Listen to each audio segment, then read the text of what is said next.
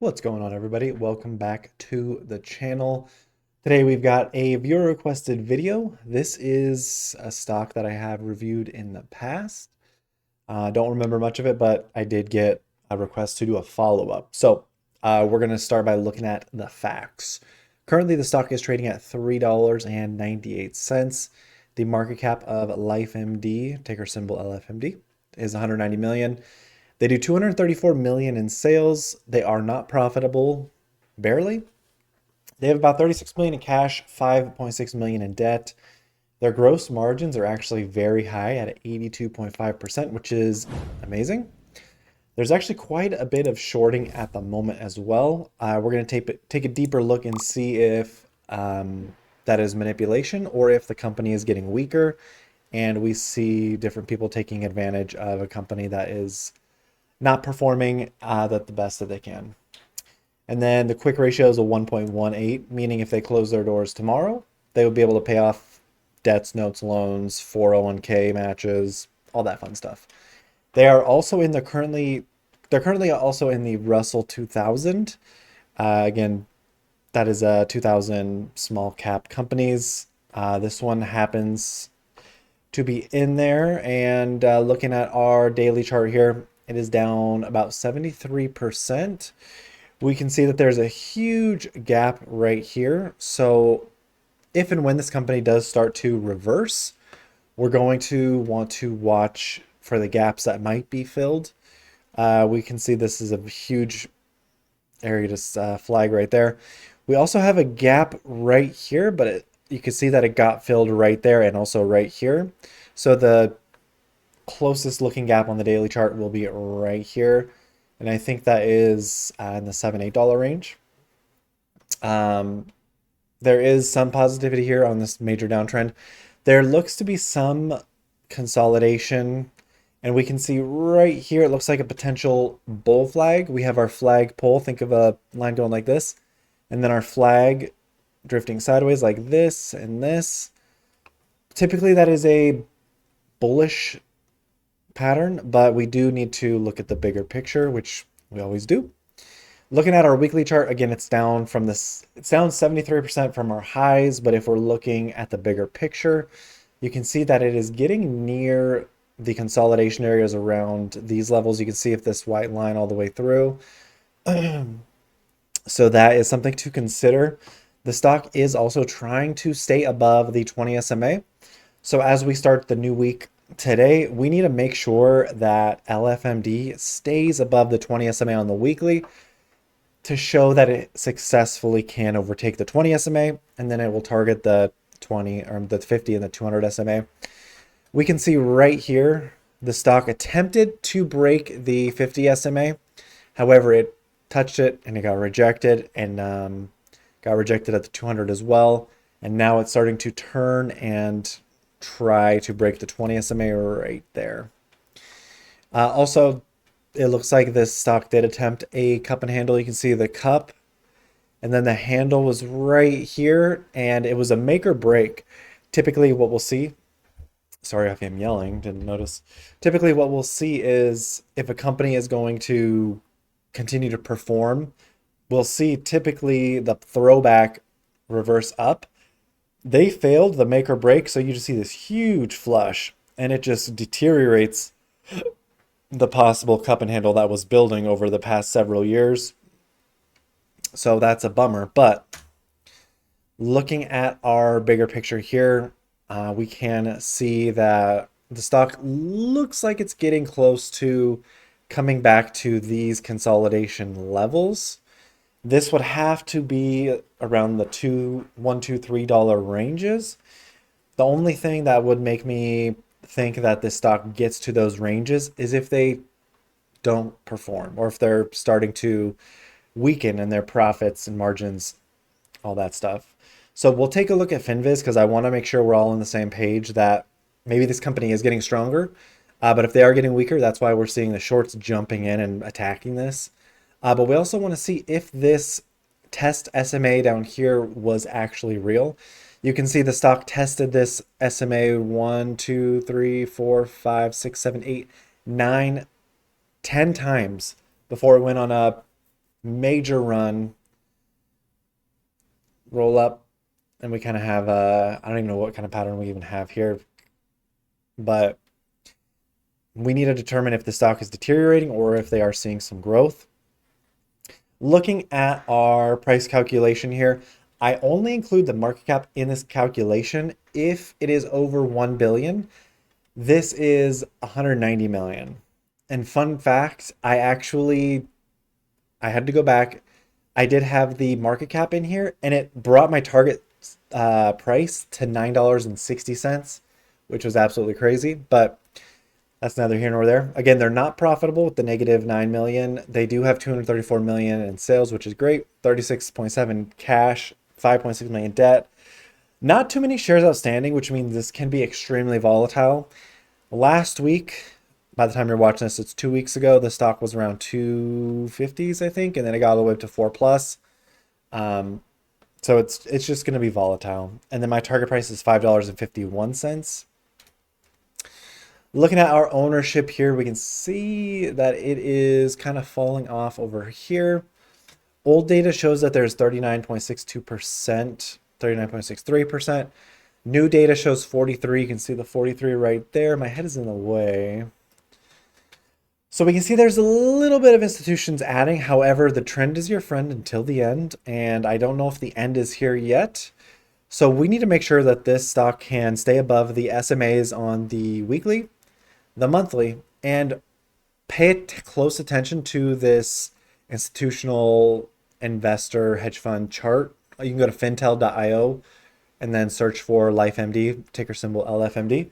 We want to make sure the institutional investment stays above these 2024 and 2025 highs right here, because that's going to be a signal. If we see the institution start selling, we do have an advantage to look at Fintel, but it might be too late if we sit too long. So I got a beautiful chart here because I did it last time, and I'll open FinViz and Thinkorswim. But the next area to watch for support is going to be 241, $2.05, $1.44. And then if this stock continues this upside right here, this candle actually looks very bullish. We're going to need to monitor the stock price this whole month to see if this monthly candle is bullish or bearish, because that is going to give us some indication of what we can expect for the following month heading into Abril. So if this stock does move up, 360 is the next resistance, $4.01, then 469. I have it on good authority that the area to watch is going to be the year September 20,206. It's 2026. I don't know why I messed up. And then our apex is going to be April 1st, 2027. My summary is to wait, but we're going to take a closer look. We're going to peel it back just a smidge. I do want to call about this pattern we see here. You guys actually can't see it, but these are cycles, Fibonacci cycles, I believe. I'll have to check. But every cross down below, which you can't see, we have a buy, cross down below, buy, cross down below, buy. Cross down below is going to be April of 2027. So I think having this company, I don't know if it's going to continue the downtrend, but I have something very exciting to show you when we get onto Thinkorswim, and it has to do with this stock going higher, much, much higher, and why I believe it's going to go much higher. But let's go to FinViz first and see if they are getting stronger or weaker, and then let's go to Thinkorswim. All right, as you can see, we are on the stock is $3.98. This is the exact same charts we were looking at the presentation. So let's go down to the gross profits, margins, all that fun stuff on a quarterly basis, and we'll look at the annual as well. So Q2 2025, 62 million, 60 million, and 46 million. Revenues are going down. That's not good. Gross profits are also going down. You guys can see this. That's not good. Profitability is kind of all over the place. It looks like it's getting better. When's their next earnings call? Really quick. I apologize for the quick scroll. March 9th. So they just had it. So it'll be a minute. Whoa. Look at all that selling. Jeez Louise, baby, please. Wow. Typically, if a stock is undervalued, we'll see some buying, but if it's overvalued, we'll see some selling. So that is pretty wild there. Um, if you're looking for takeaways, my task for you is to confirm if these are pre-planned sales, because that could make a difference in trying to convince me or you if this stock is in a pretty bad downtrend. Gross margins are at the 82% level. That's outstanding. Shares outstanding are increasing. I don't know if they're doing any dilution, are they? Offering.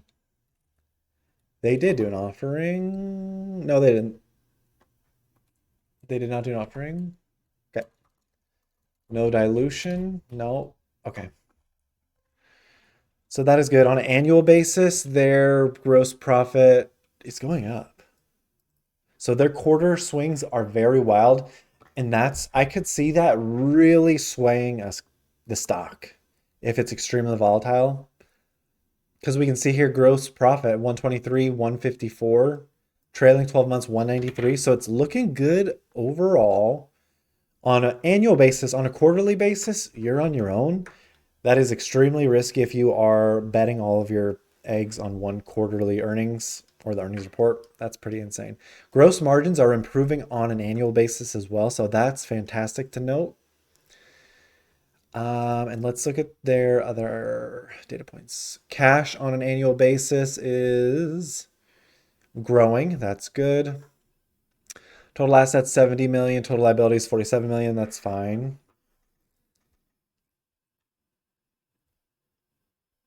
Their quick ratio improved significantly on a trailing 12-month basis. No, fiscal year 2025. 2024, they were shaky. That is crazy. Good to know. Okay. And then just go back to the income statement for the year over year. Let's see. Gross margins, high, operating margins, negative, net margins, negative. Yeah. Okay. Not bad. And it looks like they are getting closer to profitability if we're looking at this on a year over year basis. So I'm glad we looked at this. So this company appears to be okay. I think the only weakness from this company is going to be the earnings reports, which it looks like the last earnings report was good. They had a Q4 loss, top revenue estimate, $10 price target at HC Wainwright. Not bad. But again, the trend is your friend until the end. And right now, the momentum, this is why it's going to be an extremely um, important month to monitor the stock price. So now let's take a look at the Thinkorswim, and I got something fantastic to show you guys. I told you I was going to show you something cool, so you're going to show you something cool, you know what I'm saying? All right, and my head's out of the way. We're going to go to LFMD. All right, this is a whole bunch of gibberish, but one thing I need to call out, because you guys are smart and you probably already know this. This channel, we're going to make it purple. The channel, we're going to call it the channel of hope. And we're going to make it nice and thick for everybody. This channel of hope is amazing because we have amazing support here.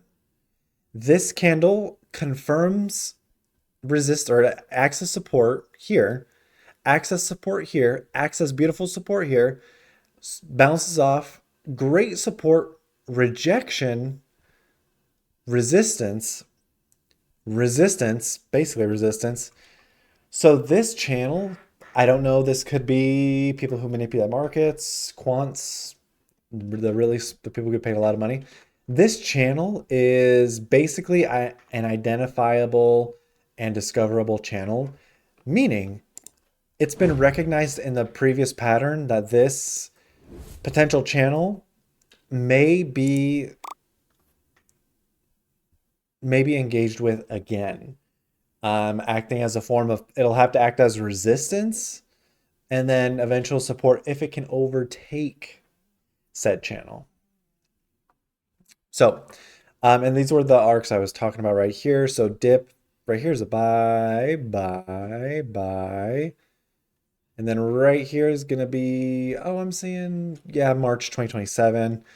But really watching this purple area, I can't recall why this purple area was here. Maybe I made this video last time and said watch the stock get down here, which is probably what happened. And then over here we have 2030, which potentially could be another buy zone, but could be a wonderful opportunity to look at maybe taking a little bit of a bite, small nibbles over time, dollar cost averaging, getting in those potential areas of opportunity and gaps in the stock price.